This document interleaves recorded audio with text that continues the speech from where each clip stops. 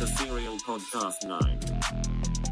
Do the damn thing. I'm Gerard Peralta, and I'm from SerialNine. And I'm Kevin Peterson, also from SerialNine.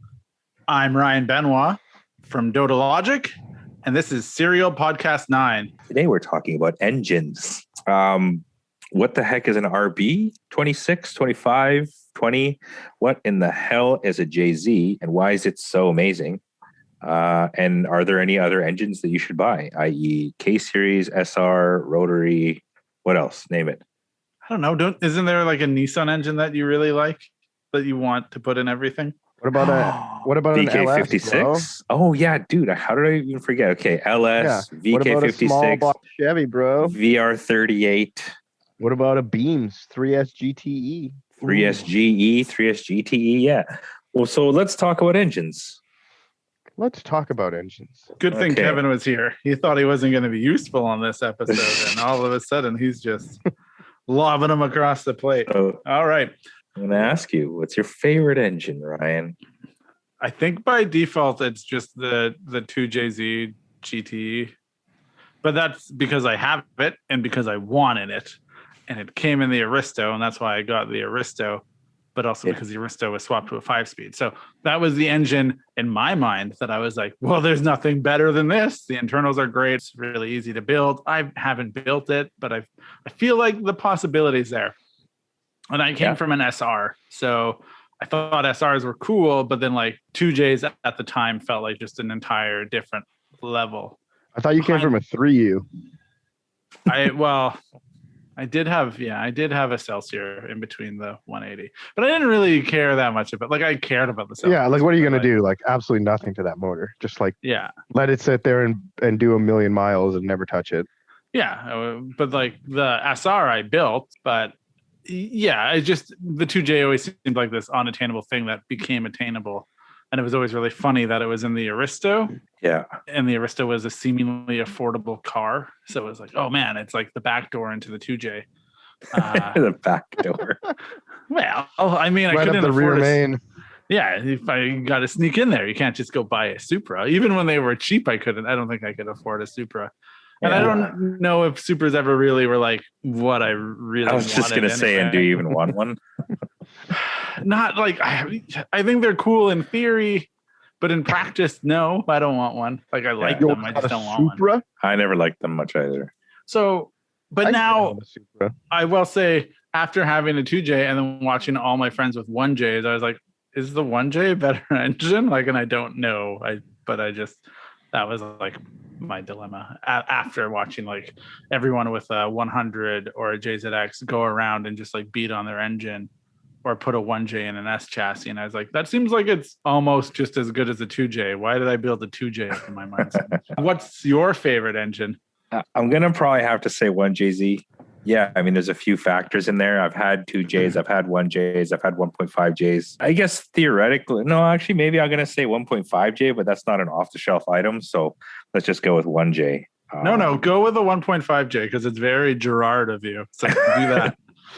Okay, so I had a 1.5J back in the day when it was like, I want to say like relatively new. I don't say it was like the first guy to ever do it, but I was probably the first guy to kind of have like that, you know, with a crew with a crazy turbo and twin wastegates. And why do I like it? Because let's start with why I don't like 2Js. They don't sound cool. They feel pretty lazy. Compression's relatively low. So they just kind of feel heavy, sluggish. They make a ton of torque. They make, you know, good power once you literally look at them or put two parts on it. But the 1Js were always just more exciting. You know, it's got that high pitched banshee wail. It revs higher. It's just a way more exciting engine. So then essentially you combine the two so that you can run a bigger turbo and make more power easier. So it's just a 3-liter 1J essentially. And that was my favorite. Kevin, what's your favorite engine? I don't have a ton of engine experience. I haven't owned a ton of different motors in different cars, but yeah, I guess I will then just go with the VVTi 1J. I also had I had a 1.5J. I had like a bunch of 4AGs. I've had a 3S, and then I had a Rotary 13B turbo.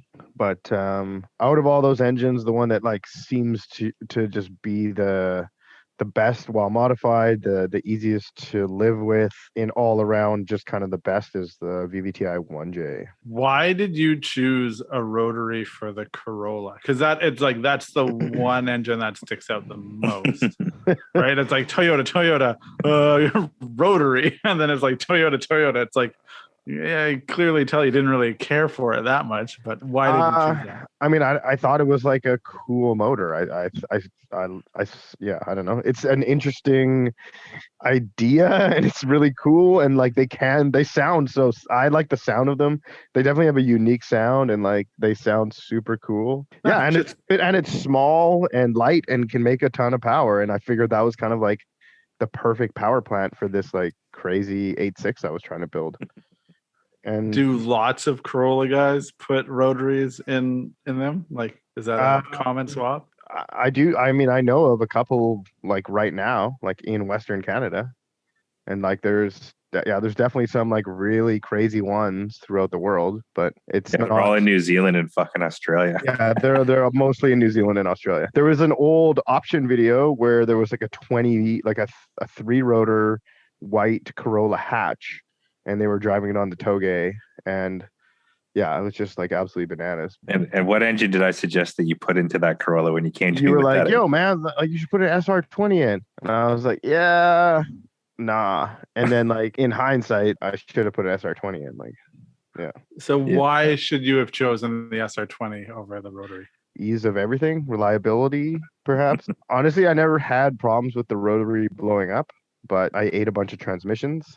I mean, that could have been my own fault for flat towing the car, but flat towing with a dildo knob that was like 8 inches long. Yeah, exactly. So Kevin builds a janky rotary powered Corolla. Doesn't have a good. That's the best way to describe that car. Yeah, and janky. And I told him to put an SR in it because at that time, Paulo and I at our shop Keep had been fucking with SRs quite a bit. So we built a bunch of NASRs and then like a pretty healthy couple of turbo SRs. Never have I had an engine that you could beat on. You know, I think it made 300 when it was turbocharged. I had like a 3071 on it. And it was like 350 wheel. And it was, mind you, it was in an NX. So it was very light. And it was like a Pulsar engine. But yeah, it shredded, man. Like it was like just shit kick it all day long. 7,500 red line. It had like Jim Wolf cams. It ran like 12-second quarter miles. Yeah, just never skipped a beat. And then before that, it was NA, and it was same thing. Rev to like $8,000. Made about, I don't know, 200 wheel or something like that. But it was just like beat the shit out of it all day long. It was pretty fun. Revved quick. Had a good clutch on it, and just like, you know, it was pretty exciting. It was just like a fun engine and like relatively reliable at that power level. So why did you never get into SRs? Have you ever had a car that's had an SR in it? No, I've never had. Have you ever had a car that's had an RB in it? Absolutely. Okay. Yes, I've built a couple of RBs and I've had an RB powered car as a daily, and yeah. Oh, the Stagia, right? That's right. Yeah, the Neo, the best RB. Okay. Yeah. All right. I've Neo. So why did you never get into SRs then? It just wasn't my jam, man. I mean, like since that day of watching the Tezuka video and hearing that 1J on the limiter, I was like, whatever the fuck that is, that's what I'm getting. And that happened to be a 1J. And like I'd driven, you know, like I said, I'd built some S13s and 14s and, you know, Pulsars and what's the other one? Sunny. It was a Sunny GTIR. So I've had SR experience, but yeah, it just wasn't that cool. And I came from Hondas. You can't you can't really fuck with other 4-cylinders once you've had like a VTEC turbo and it makes 400 horsepower out of a 1.8. You know what I mean? Like they're just amazing. So basically, yeah, it was Jay-Z for me, man. And also they came in S chassis and stuff. And I was kind of like, it's not that I didn't like S chassis. Like we had built a couple out of my shop. Like one of my workers. It didn't even come here, did it? Like, I mean, not the SR20 DET like that. So no, like, you'd have to do swap. That was a JDM motor that you'd have to get and swap in. So is a 1J and a 2J. Yeah, but turbo. like to me, it has more value. You know what I mean? Yeah. Because to me, it's a better motor. Like I'd rather do the work for that than an SR. But yeah, but I mean, like, it also depends on the level of the car. Yeah. I mean, back then, like S chassis with JZs was fairly unheard of, right? So Totally. Yeah. I was going to say, I will embarrassingly admit this. When I first found out about SRs, I was so confused about it because it was like, I don't think I fully understood the idea of It's like, a smaller motor. no, I mean like what it came in and where you could get it. Like I didn't understand that, like what you just said, like it wasn't offered here. So I was like, oh, there's this engine that's not really offered here. But then also, where does it exist and how does it exist? Like, does Nissan just Well, I mean, have I this felt engine similar sitting about around? the JZ. You know what I mean? Same thing. It's like I knew I wanted a 1J, but I didn't know like all the specific models of cars in Japan that came with the 1J. at the Yeah. every time. lame sedan in the world. But then I also, part of me was like, so what? Is there just like Nissan just builds this engine for no and doesn't put it in a chassis? Like I didn't understand like at all the premise that it was like in an S chassis. And then when I found out it was in an S chassis, I was like, I'm getting an S chassis. And that I was at a pretty young age. And then I waited for the 180 with the SR20 DET to become legal. Not Yeah. the CA18. No, fuck a CA18. That's it. And whoever like comes DET. and Yeah. whoever comes at me is like, oh, it's actually a good engine. No, it isn't. You're stupid. Shut up. I don't want to hear it. I will Yeah. say there was like a homie in the Pacific Northwest who had a CA in his E30. And like why didn't you just put the SR? And I know Yeah, I never got he that. went through like a lot of troubles with that motor. You'll always get the nerdiest response. That's And like it's the always 7M like- people, man. 7M. Hey, if you just change that head gasket and torque your ARP head Hey, bolts, get it's some like, ARPs and all right, man. Oh, Talk to me in 2 months when that fucking thing's blown up. But then it was even like, well, what's your aftermarket support like? It sounds a lot more complicated. Sounds like, I mean you know, that's another huge like determining thing on what makes a motor good, I think. right. And so that was the thing. It was like going from an SR to the JZs. It was just kind of like you looked across the aisle at Toyotas and you're like, man, they're making a ton of power and Toyotas are reliable. Like I never thought I was going to be a person that was like hardcore into Toyotas. I honestly jumped from, I was like, I'm going to be a Mazda guy to like, nope, Nissan's the way. And then like, once I got a Toyota, I just never looked back because I was like, That's this is way better than everything else. That's the thing too, is like Yeah. you kind of like maybe examine your criteria for what makes a good motor. And I mean, there's obviously, power, torque, overall weight, overall size, because generally you're probably going to put it into something that it fucking didn't come in the first place.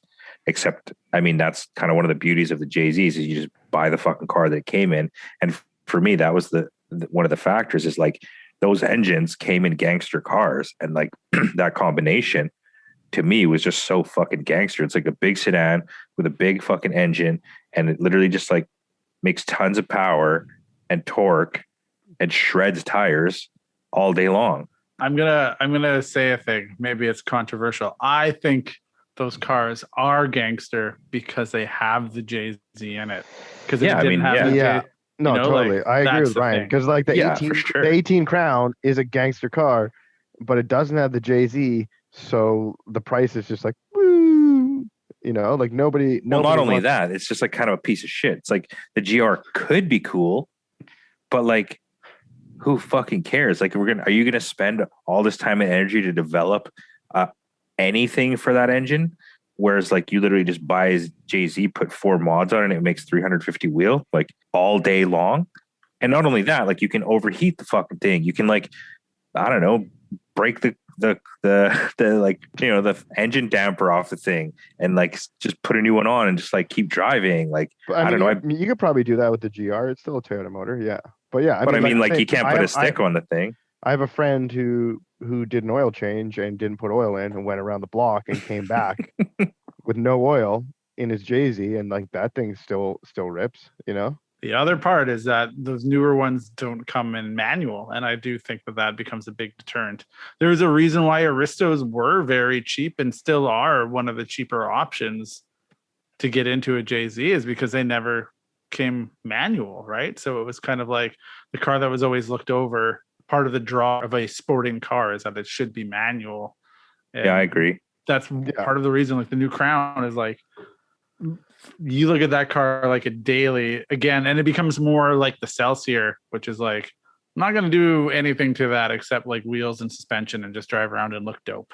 And that's the thing too, is like, I guess, yeah, man. I was like, going to say maybe that's part of the allure of those cars. It's like everyone's driving around in D for done, and you're rolling through the gears in this sports sedan or in this big sedan, and and that's kind of what maybe part of the allure too. Yeah, I totally agree. But I mean, that yeah. that has nothing to do with the motor. That's I don't want to be like a huge Jay-Z fanboy, but like, and I've driven lots of other engines that I actually think are pretty good.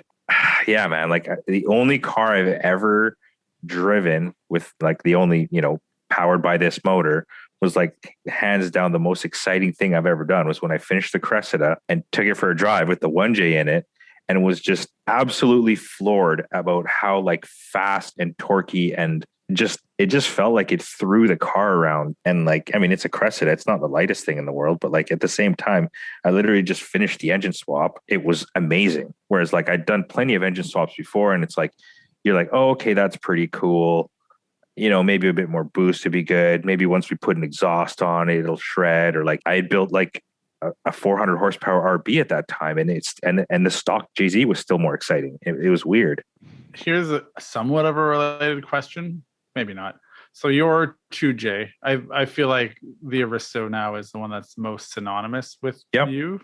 And it's a 2J, so not your favorite motor. It had the 2J Correct. in it. Yes. How much money did you have to put into that engine to get it to a point where you were like, even like mildly stoked on it? Like, what did you have to do to like be like, yeah, okay, cool now?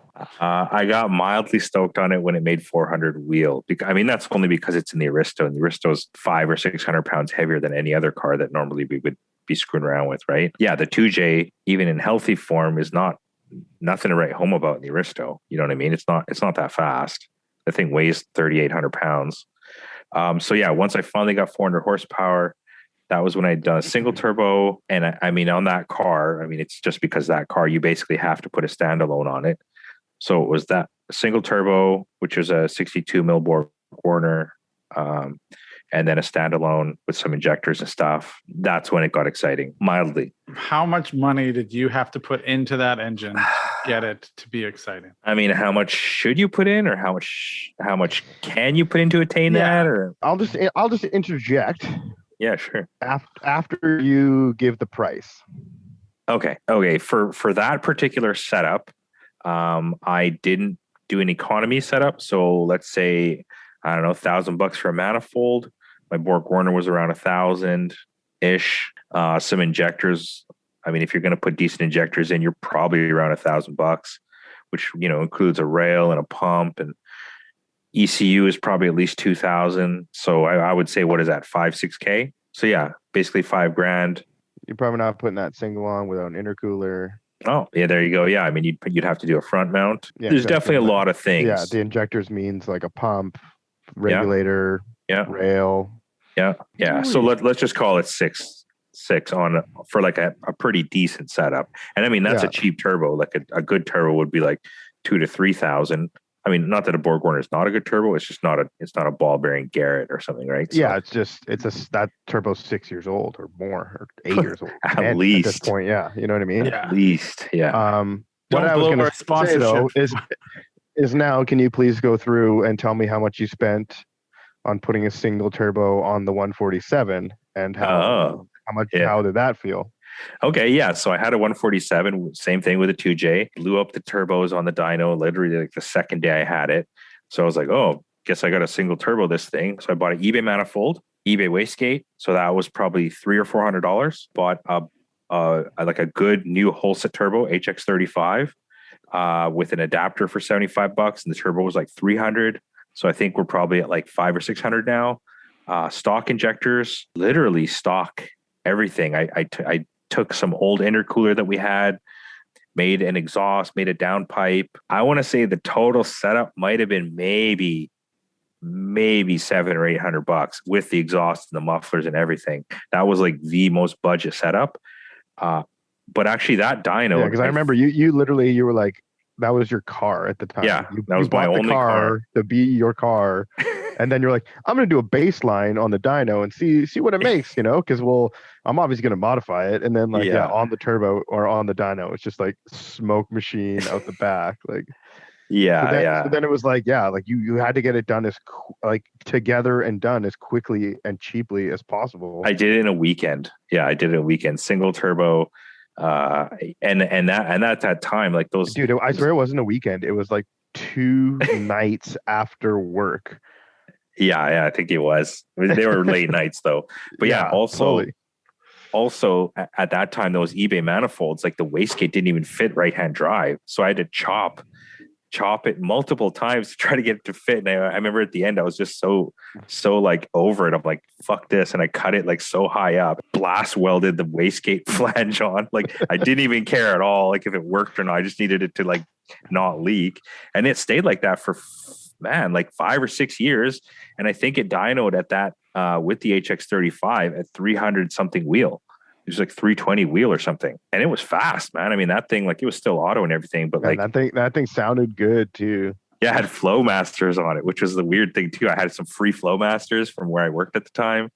But yeah, it was a cool car and it was fast. It beat Lancers and like STIs and all sorts of stuff. It was cool. Did it beat Lancers or Evos? Well, or Avos, yeah. I mean, I beat an Evo, but I mean, it could have been a real crappy driver at the time. I don't know. Yeah. I mean, because a Lancer isn't anything to write. Oh, yeah. All right. Well, I don't consider any non-Evos. I beat Cavaliers. I beat Sunfire. Yes, Sunfire. Yeah. Cobalt's not the SS. Yeah. And I mean, that just shows you the not the SRT4.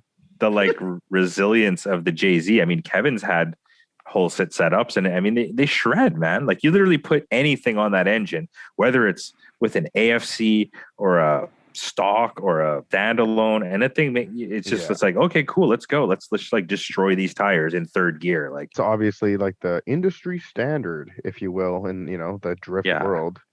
So in the drift world, there's like, hey, you're going to run an LS or you're going to run a 2J if you're trying to be competitive. It's like if you're a liar of that you're the minority. So just for my own prosperity, if I ever wanted to make my 2J fast, it's like I need like $5,000. I mean, for your car, considering the amount of times you drive it, I definitely wouldn't spend that. I would. But, okay, I mean, if you got $5,000, spend it. I don't. But I'm saying, like, yeah, the setup that I had, it lasted at least 30,000 kilometers. Right. Which is unbelievable to me because I didn't think it would last 2,000 kilometers. All right. But yeah, I mean, there you go. You can do it. You could do it for 1,000 or you could do it for 6,000. Yeah, exactly. Yeah. I would be more inclined to spend the more money. Anyway, that's not.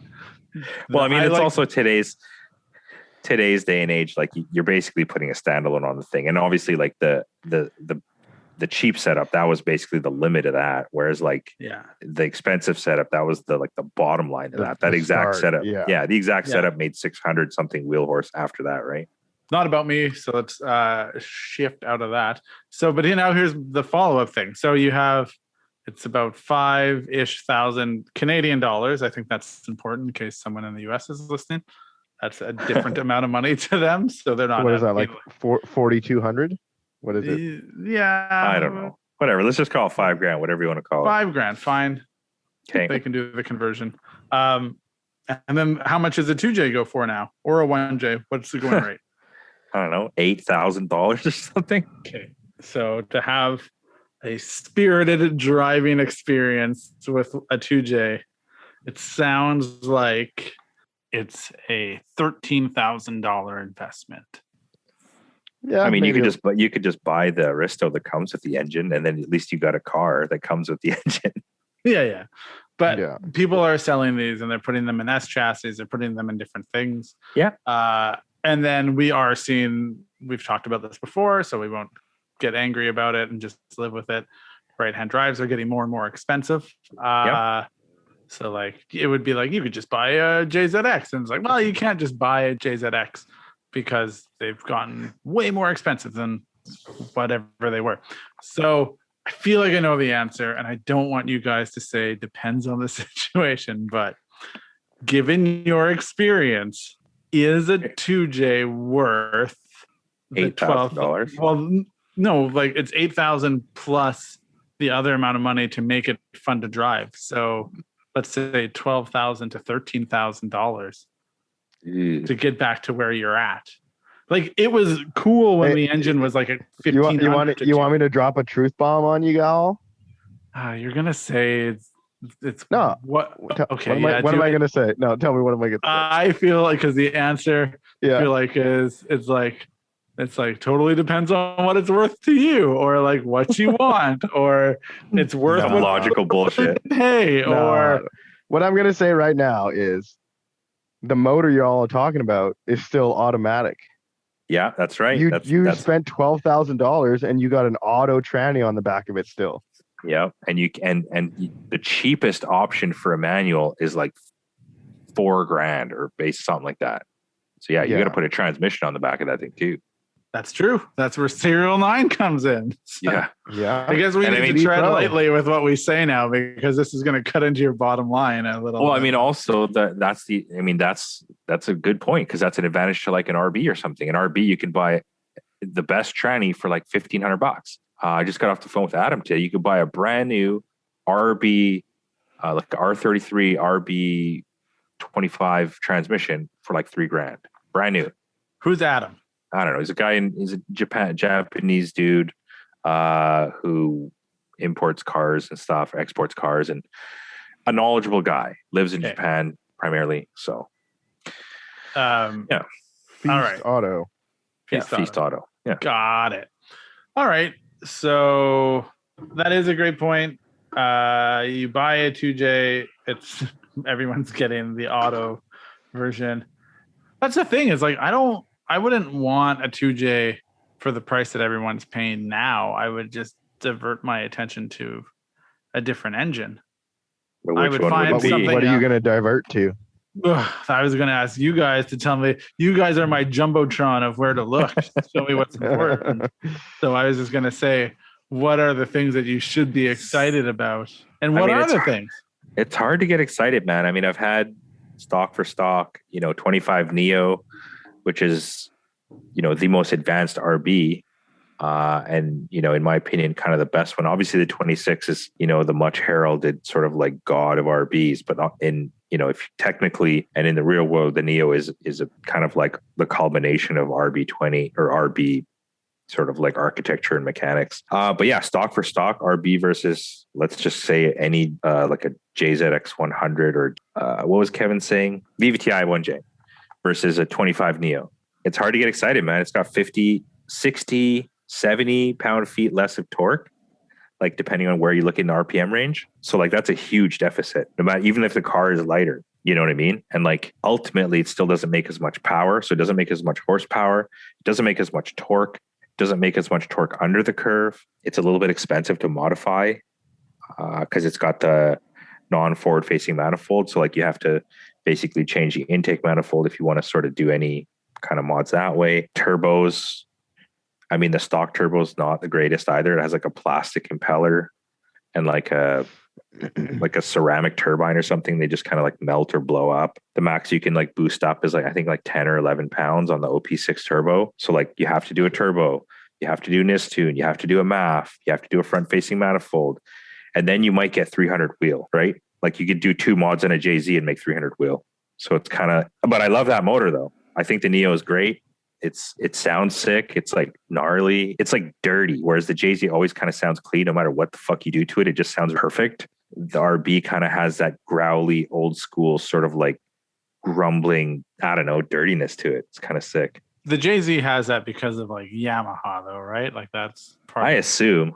I mean, I kind of assume too, like when your entire business is like tuning airflow through whether it be like pianos, like trumpets or motors, like it's gonna sound musical, it's not gonna have that like raspy like Nissan got a hold of that and they're like, we should sound like trumpets too.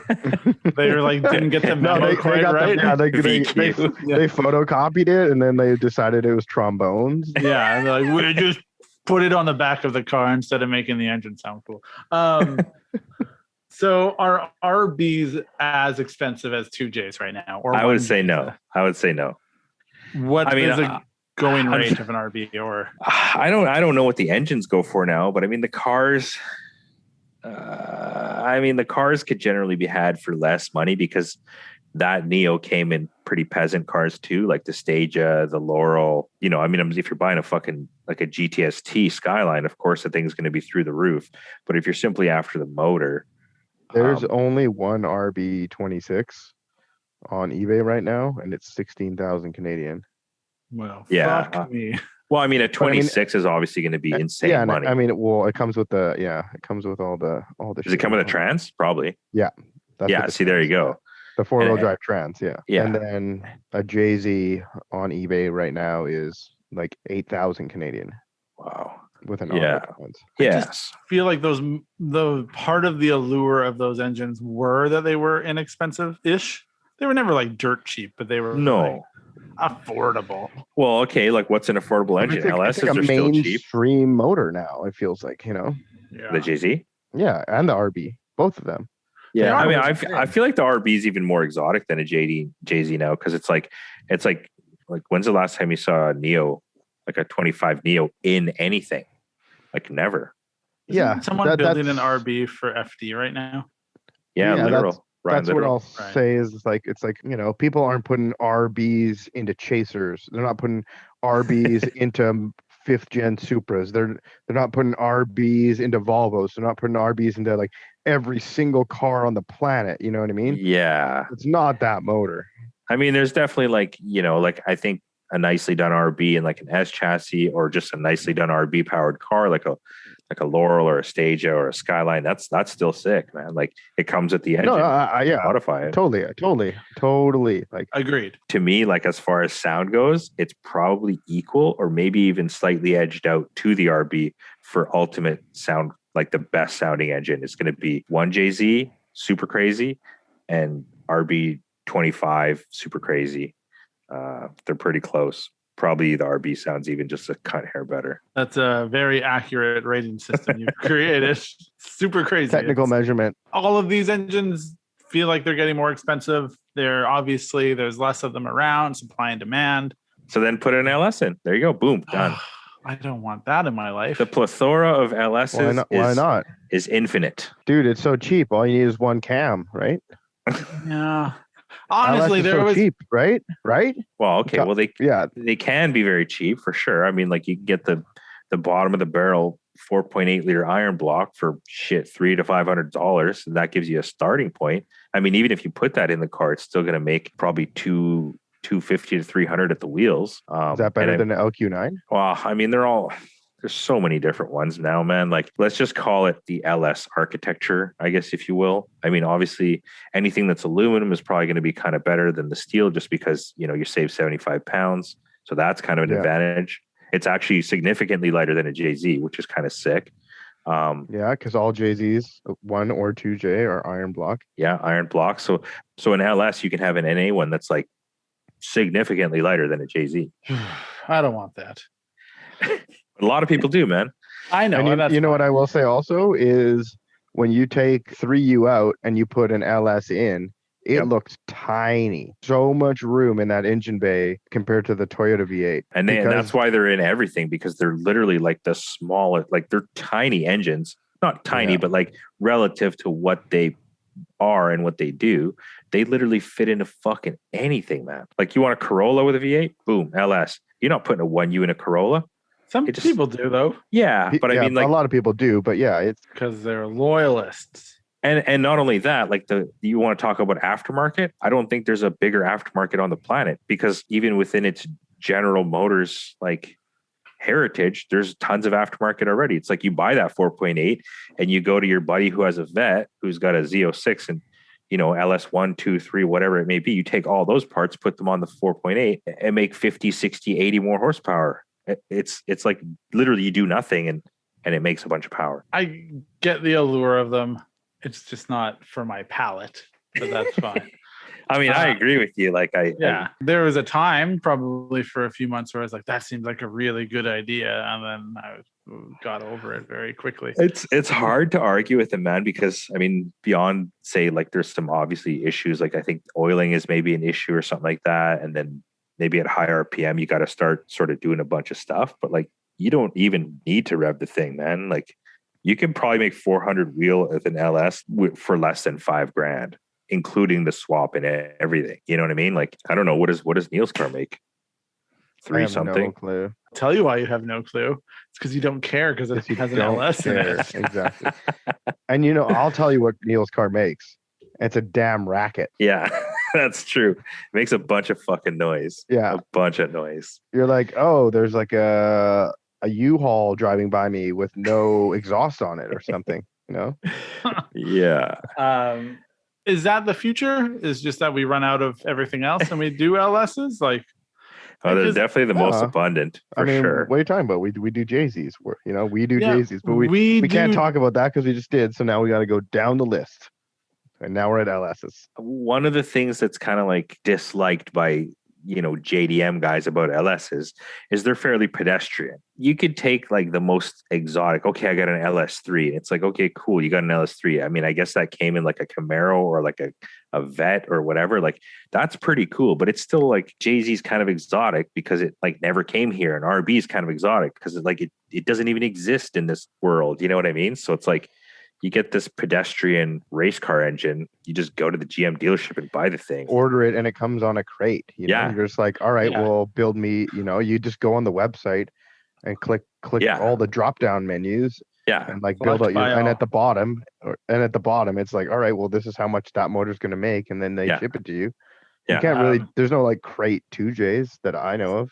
So just so we're clear, very young me thought that there was a crate SR. Like, oh yeah, they just exist and you buy them before. There probably is, honestly. Yeah. There probably is a crate before SR. race war. That's one thing about Nissan is they have all that stuff. Nismo, Tomei. I think if I were to boil it down even more than that, I think it's the hate towards LS and the want for the Japanese engine. For some people, probably is as old as the conversation between what's better, American or Japanese, American or import.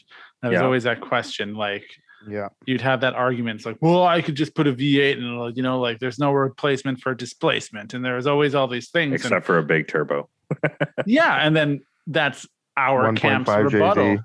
So it kind of feels like there's a line in the sand, and if you were around long enough, it kind of feels like you're crossing that line, and you're like, well, I'll dabble and get the American engine and put it in my import. Part of me actually feels like maybe you should just have a domestic car if you want the heart of America, the heartbeat of America in your Japanese car. Rock. Yeah. Yeah. I mean, I want to drive around and listen to Bob Seger. Strong as I can be. Yeah, you get the Camaro, get the Vet, get that car, and then like, I mean, people are going that way, man. I mean, it's like a bunch of drift vets. I don't know what a vet's worth these days, and it comes with the engine. That's the thing, is you just buy the thing. It's already standard. It's already fast. It already handles great. You put, a few mods to the engine, sports car, few mods to the suspension, and you're done. Yeah. It's not like you buy a car, buy a transmission adapter, buy a transmission, build a drive shaft, single turbo it, do this, do that. It's like before you've even driven this thing, you've fucking sunk $6,000 into it and like been working on it for a year. It's like that's the song of our people though, and that always has been. Like if you think that is the let the war cry go. Yeah, it is the from the beginning of import car culture, it's always been never out of the box. It's always what you build. And I think that's what it draws people to it. But that's why people are so stoked on JZX100s, and that's why they cost so much and stuff, man. Because you buy it and you drive it. You don't buy it and then build it. You buy it and you can drive it right away. You can take it to Matsuri right away. But you can also make a lot of power out of it very easily, right? For sure. I think that was, if you look at the evolution of it, it was like when I was a teenager, you were trying to make power out of like, I got this engine that makes 130 to 150 horsepower. And if I could be at like 190 horsepower NA, like, holy cow, I've done it. And then, like the auto manufacturers kept making the engines faster and more horsepower. And being like a younger guy, always looking at the Toyota camp, the 2J powered their sports car that was available in North America. So it was like, well, that is, I guess, felt like kind of like our LS and the thing that you aspire to. You get older, you start to realize that there's versions of that or something very similar that come in Toyota cars that you can get for a reasonable fee. But guess what? It's a sedan, it's 5-speed. That's crazy. Like, you don't see that a lot. So I think your tastes adapt and evolve because the draw of a chaser is also the potential attached to it. You're always looking for the potential attached to a car. I want to know, where do we go from here? That's always my concern. Yeah, I have my two. Well, where's Kevin going from here? I'm going with a Honda K24. And why is that? I am going with that motor because I've never had a Honda motor. I've always heard amazing things about Honda motors and how technologically advanced they are. A very good friend of ours, Paulo, who Gerard used to have a shop with, has AES Auto, yeah. Has a 900 horsepower version of this motor. So yeah, it's 2.4 and has liter, built a bunch of them, yeah. Inline 4, like all aluminum, revs to 10K. So like it's basically, in my opinion, like a 2J, but with 2 less cylinders. I've heard the one complaint is it doesn't sound as good, but I mean, for a 4-cylinder, it sounds pretty sick. I guess that's subjective. All right. So and I mean that's subjective, man. And well, okay, so that is a good option because let's face it, Honda motors are the absolute god of 4-cylinders. I mean, there's obviously going to be some people to argue with that, but I mean, even back when I was fucking with B series, like you couldn't beat a B series. Like, you put a turbo on a B series and boom, you're done. Like, it's like, it makes ridiculous power. And then the K series came out, successor to it, and it was just like technology advanced, tuning advanced, like everything advanced. And now, they make 500 horsepower NA K series. Like what the hell is that? And honestly, so the K24 is a 2.4 liter, the 1J is a 2.5 liter. The K24 will probably shred the JZ in every possible way. Like it's probably will make more torque, probably will make more power, probably revs higher, probably maybe not quite ultimately as reliable, just because it'll be at a higher level to be that. Right, and also like Toyotas are just grossly overbuilt. Yeah, and it's to lighter the point by that you can drive the car until the cam sensors are melting out of the head. The plastic is melting out of the head because the head is so hot. But it still runs. It still runs. Yeah, it still runs. Way to go, Toyota. You know. Yeah, but yeah, I mean, what's a K series weight compared to a JZ? Probably 80 pounds heavier or lighter. At least. I mean, it's at least. Yeah. So there's that, and they're abundant. They literally came in like a bunch of peasant cars, like CRVs, TSXs. Depends which one you're after. Yeah. I mean, in Japan, they came in Odysseys. Anything, man. Anything. So from all the reading that I did, because when Kevin said he was going to put one in the Altezza, I was like, well, that's silly. And then I read, it was like, that's not so silly. And then I got it. Crazy. And I feel like what I was trying to get at earlier, that taps into the spirit of what like maybe originally Japanese or like import car culture was about, was like making something out of a peasant car was always, to me, what it like started out as, was taking something ordinary and making it extraordinary. And I feel like this definitely taps into that. The thing about the K series that's sort of weird and similar in a certain way to like to get an LS, you're like jumping that bandwagon to like American. Like to get the K series, you're jumping that bandwagon to a front wheel drive engine. It's like it never even came in a rear wheel drive car. Not that it's a big deal, but it's just kind of odd. It's like this engine is now powering. It's going to be the whole like, oh, you have a Honda motor. But I mean, everyone knows Hondas are You're going dope, from a 6-cylinder to a 4-cylinder. Exactly. Initially, people are going to be like, just like your reaction, you're like, well, that's silly. But it's like, actually, no, look at this. What's the saying? It's like necessity is the root of all. That's the mother of invention. That's the mother of invention. And I think that's what that is. It's like that the K series engine is way cheaper than buying a JZ at this point, right? I mean, to get it into the car and to get it to make that amount of power and stuff, it's still not cheap. Like you're probably but still not cheap is You still different. need, if you're doing rear wheel drive, you still need to get a forward facing intake manifold. You need to get a rear wheel drive exhaust manifold, whether that be turbo or not. You need to modify the oil pan.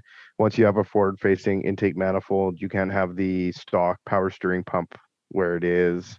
yeah. There's a lot of And then on top of barriers of that, entry. it's like, yes, exactly. On top of that, it's like, all right, well, now you want to do the turbo, and now you need to do injectors, and So how much is if you want to go to 10.5 or 11,000 RPM, then you need to do valves and retainers and springs, and if you cams. want, yeah. No, cams is cam. Not doing cams, bro. No cams. You're for not me. doing cams? No, never done cams in my life. Never had a cam. That's so weird. How Yeah, you, I know. It like you're obviously taking cams out of a different K series though, because there's no way the stock shitty TSX ones rev to 10K and make power. Ask Really? Paulo, man. Oh, that's crazy, man. Yeah, I don't know. So what's the price tag on that, Kevin? Yeah, I don't Question know. marks. Question marks. Yeah, it's question exactly. Put some question marks in there. Motor, It's like the motor was like $800. The oil pan was like $800. The intake manifold was like $800. I don't have an exhaust manifold yet. I don't have a turbo yet. I haven't done injectors yet. I haven't done a fuel rail yet, but it's getting pistons and cams, or sorry, pistons and rods. And then you got to put a transmission on it. But yeah, still needs a transmission, still needs motor mounts. It's like probably as expensive as a JZ. Sounds a little bit cheaper, but that's just me. Yeah, maybe It's maybe it is a little bit cheaper because the cost, 8K, the initial cost, yeah. Well, the initial price of the motor was $800, not $8,000. And then so when we looked at this, it was like, okay, you get an Aristo 2J, you're paying like, we'll say $7,000 to $8,000 for that. Fine. Then you need to get a transmission. But to do that, it's another 4K. So, and then get it to a single turbo, it's another 5K. That's, I feel like we're probably at 15,000 to 16,000. Well, yeah, I would say to build, if you know what I mean, straight up, you're just trying to build a rear wheel drive 500 horsepower version of either of these motors, you're probably going to be spending around the same. I would say less because the JZ can make 500 relatively easy. And I feel like to make 500 on a K, you probably got to buy a few more nicer components. Yeah, that's true. Like it probably won't be like the best 500 horse, but you could probably jankily make 500 horse with a JZ. Whereas there's no way you're making janky 500 horse on a K series. Well, the last time I talked to Spectrum, and I showed him that manifold that I have, and I was like, and he's like, well, what do you want to make? And I was like, well, I don't know, just like 500 maybe. And he was kind of like, well, 500 is actually kind of a lot on a 1J, like, yeah, like it's not so easy to make 500 on a 1J either. Yeah. But I mean, yeah, you're not doing rods, you're not doing pistons, you're not doing valves, you're not doing retainers, you're not doing springs, you're not doing, You're also not a certain unnamed shop that'll literally just like boost a living S out of your motor to make 500.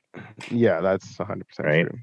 Name names. Anyway, I don't know. Yeah, I feel like the K series is probably the future of. I mean, I don't know. I mean, it's the future for anybody that's not into LSs or V8s. You know what I mean?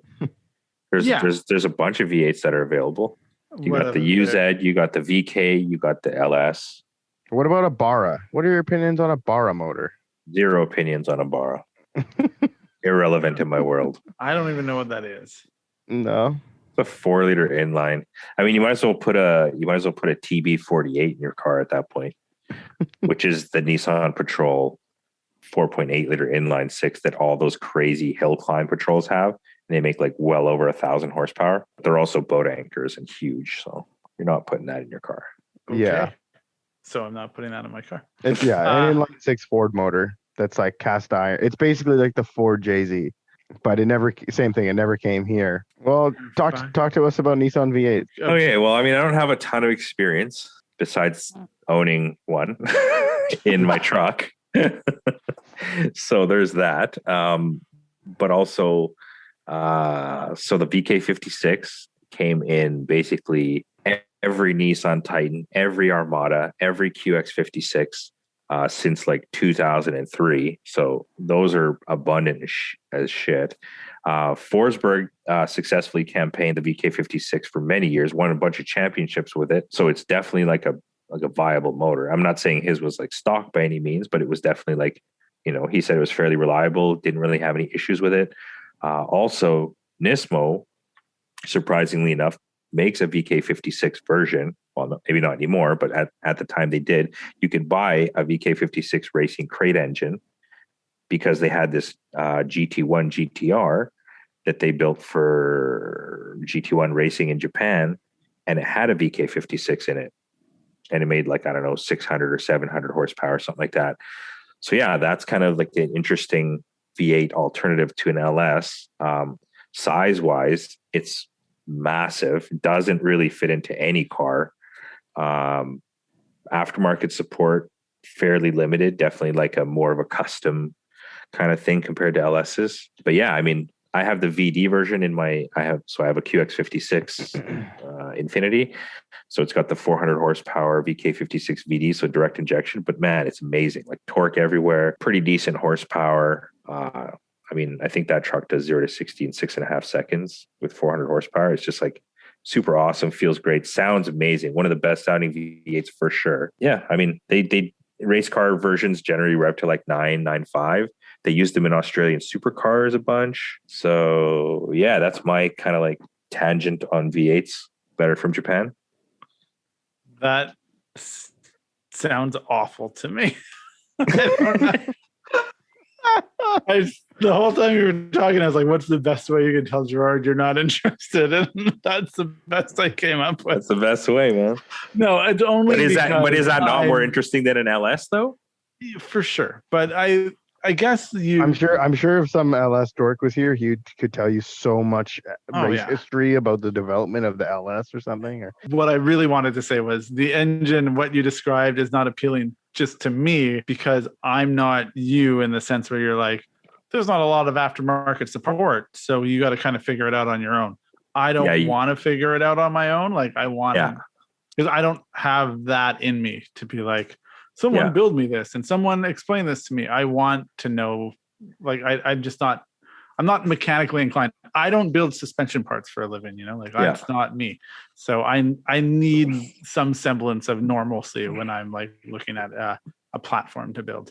Yeah, no, for sure. That makes sense. Gerard, I was just about to send you this thing that says that like that your motor is like super susceptible to bad fuel, and that basically the catalytic converters like go back into the motor and like completely eat the motor, and like the symptom is high oil consumption. Yeah, the cats on those engines are notorious.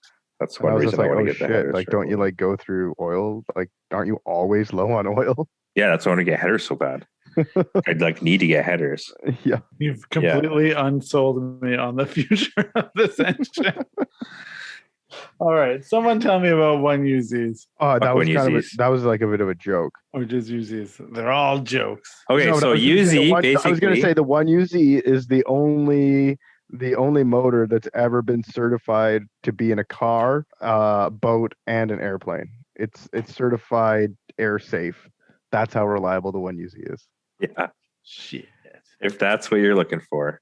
And I mean, it's Toyota, bro. It's the same thing. I mean, you could build a 1UZ to do all sorts of shit, but like, I mean, I guess if you're going the biggest thing on the 1UZ forums right now is there have been 2 companies recently that have made plenums that will take like an M90 supercharger.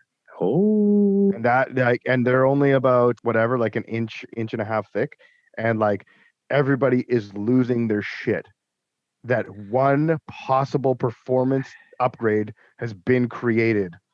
Like, but you know what the best part about 1UZs? How do you tune them? You can't. You put a standalone on the fucking thing. That's it. nothing you can do. I mean, But you're gonna put a granted, JZs are like that too. yeah, exactly. This day and age, like you're just gonna put a standalone on everything. Right, but even Standalone for doesn't cost much anymore. for example, a K series, you don't have to. You could do a K. You could do a Honda, On data, yeah. which I mean is basically a Is that not a standalone, but it's standalone? Yeah. well, it's sort of factory-ish. Like you don't need to get a wiring harness and do all this other nonsense.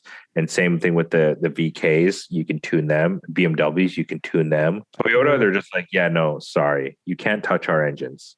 Lock it down. Plus the Apple approach. It fully is. I mean, you should listen to Forsberg talk about BK56s. It's pretty cool. I mean, his made like 800 horsepower NA, man. It's like unreal. Isn't he sponsored by Nissan? Yeah. And also their engines were from the core off-road racing program.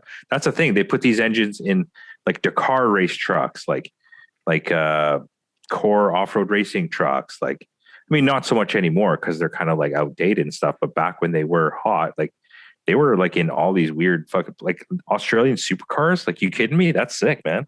Was it ever in a plane or a boat?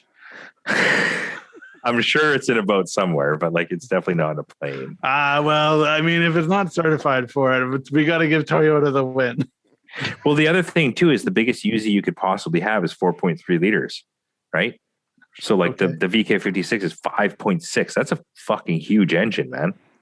I think my favorite part of this podcast is sometimes you give me the courtesy of talking to me like you think I know the answer to the question you're saying. You're like, so the biggest one is like, man, I don't fucking know. I bought an Aristo because it had a 2J in it. Like, whatever you're about to tell me that you're talking about, like it's matter of fact, is like the first time I'm ever hearing it. And it's like, thank you for that courtesy, Gerard. But yeah, I was kind of like, man, am I going to build this like ridiculous LS or am I going to build like a kind of cool VK? It's like, there's a price difference, right? Like I could easily have like a 10,000 RPM, 600 or 700 horsepower NALS for the price that I sell a JZ for. Or I can have like a 500 or 600 horsepower VK or a turbocharged VK. And I don't know. It's just like, I want to have a V8, but like, I don't really want to have an LS. You know what I mean? No, because that's not the spirit of what we're into. It doesn't align with that. And that's, I guess, what I was trying to say in a nutshell.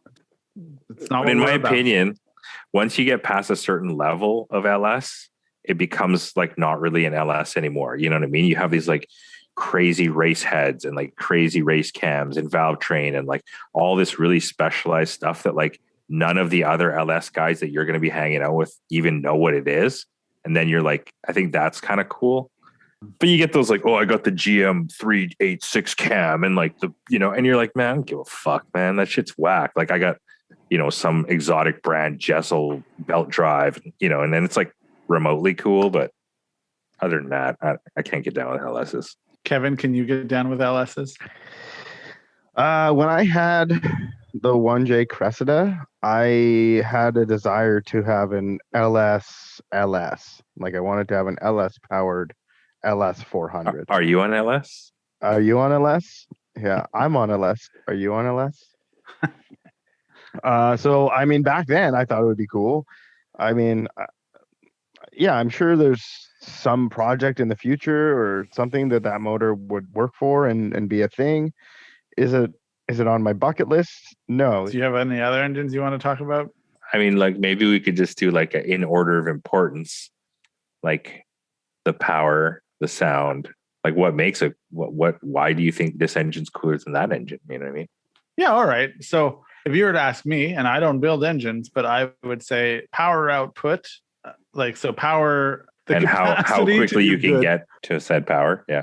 How quickly you can get there. Cost. It's funny because like we talk about sound. I wonder, no, that's probably not it. But if a car is fast and you can do everything and get it to where you want to be, do you just eventually think that it sounds cool anyway? That's not coming out right, but I know I do know. I know what you're saying. Yeah. Because that's kind of with me with the VQ. It's like, I don't like love it, but it came in the car. It's a great engine. I just like make it sound the best that I possibly can. At the end of the day, I don't really give a shit. You know what I mean? Is it fun to drive?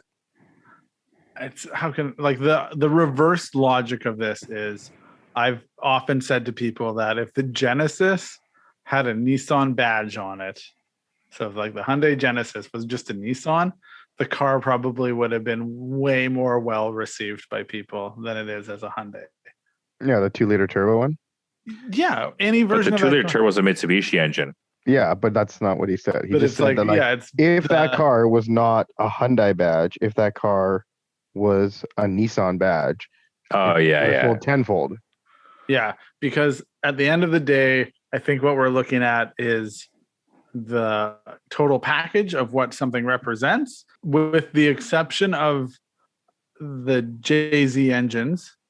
If you make a ton of power, I think the noise that's attached to it is kind of then default becomes cool. Well, no, I mean, I sort of agree and I sort of disagree. Like, I think LSs can sound cool, but generally they're in the same sort of area of VQs to me. It's like most of the LSs don't sound cool. No. Most of, you know what I mean?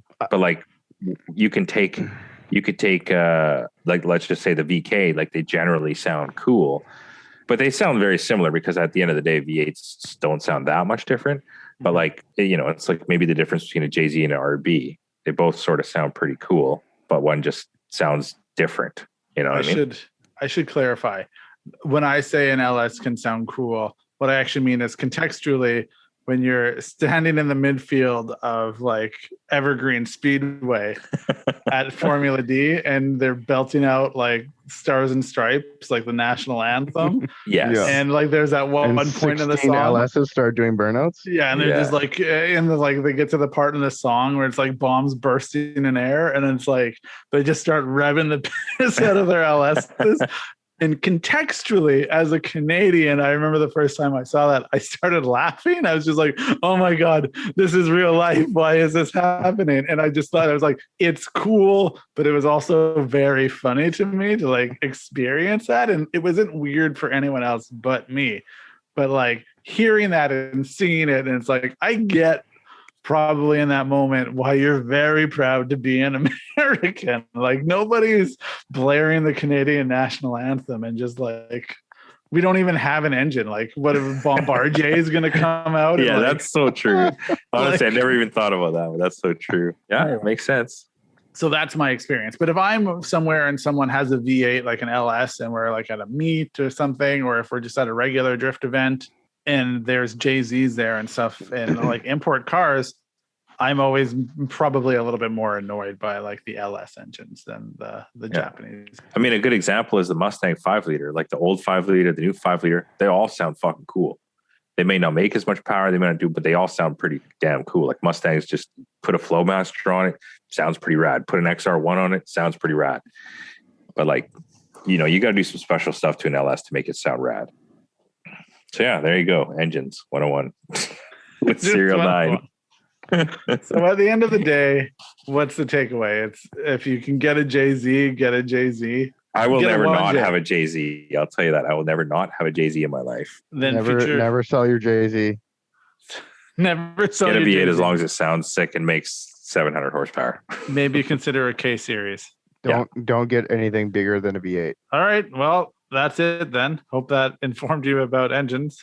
Head on over to SerialNine.com where you can cop yourself some very fancy t-shirts and sweatshirts along with the highest quality suspension and other products on the market. Yeah, if you got a Jay-Z out of an Aristo and need to make it a manual, they got what you need. That's the sales pitch. All right. On that note, thanks for listening. Bye. Thanks for listening to Serial Podcast 9.